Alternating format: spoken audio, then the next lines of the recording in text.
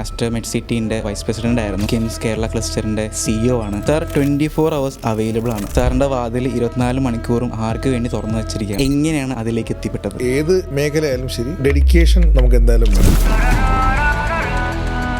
കഴിഞ്ഞ ഒരു 15 വർഷം കൊണ്ട് എനിക്ക് ഒരു drastic growth health care career ഉണ്ടായിട്ടുണ്ട്. പക്ഷേ എൻ്റെ കൂടെ നിൽക്കുന്നവർക്ക് അതിനേക്കാൾ അപ്പുറം ഗ്രോത്ത് ഉണ്ടാവണം. ഒരു ഹോസ്പിറ്റൽ അടിപൊളിയാണ്, നമ്മളിങ്ങനെ തിരിച്ചറിയാൻ പറ്റും. പണം ഇൻവെസ്റ്റ് ചെയ്യുന്ന ഹോസ്പിറ്റൽസ് ആണെങ്കിൽ നമുക്ക് ഏറ്റവും നല്ല ഇൻഫ്രാസ്ട്രക്ചർ കൊണ്ടുവരാം, അതിൽ ഏറ്റവും നല്ല എക്യുപ്മെന്റ്സ് കൊണ്ടുവരാം. എന്നാലും ആ ആശുപത്രിയിൽ ഹൃദയമുള്ള ആശുപത്രി ആണോ എന്ന് വെച്ചാൽ ഹൃദയം കൊണ്ട് വർക്ക് ചെയ്യുന്ന ഒരു കൂട്ടം ആൾക്കാർ വേണം. ആ ടീം വർക്കുള്ള ഹോസ്പിറ്റലാണെങ്കിൽ ആ ഹോസ്പിറ്റലായിരിക്കും ഒരു രോഗിയെ സംബന്ധിച്ചിടത്തോളം അവന് ഏറ്റവും ആശ്വാസകരമായ സംഭവം. ഈ ഹോസ്പിറ്റൽ അഡ്മിനിസ്ട്രേഷൻ ഒന്ന് വിവരിക്കാൻ പറ്റുമോ? മറ്റു ഇൻഡസ്ട്രി വർക്ക് ചെയ്യുന്ന ഒരു സുഖകരമായുള്ള പ്രൊഫഷൻ ആയിരിക്കില്ല. അത് മനസ്സിലാക്കി വന്നാൽ കാര്യങ്ങൾ എളുപ്പമായി. ഒരാളെ ഞാൻ ഇൻ്റർവ്യൂ നടക്കുമ്പോൾ അയാളുടെ ഡിഗ്രി ഉണ്ടെന്നോ അല്ലെങ്കിൽ അയാൾ ഇത്ര മാർക്ക് വാങ്ങിച്ചതെന്നോ ഞാൻ നോക്കാറില്ല. ഈ ബേസിക് ഈ 4 ഫാക്ടർ അവർക്ക് ഉണ്ടെന്നുണ്ടെങ്കിൽ അവരെ ഞാൻ എടുക്കും. ഇത് സ്ത്രീകൾക്ക് പറ്റിയൊരു ജോലിയാണ്, അങ്ങനെ ഒരു ഇത് വരുന്നുണ്ടോ? ഇതിൽ സ്ത്രീയും പുരുഷനും തമ്മിൽ വ്യത്യാസമൊന്നുമില്ല. ഇത് എല്ലാവർക്കും പറ്റുന്ന ജോലി തന്നെയാണ്.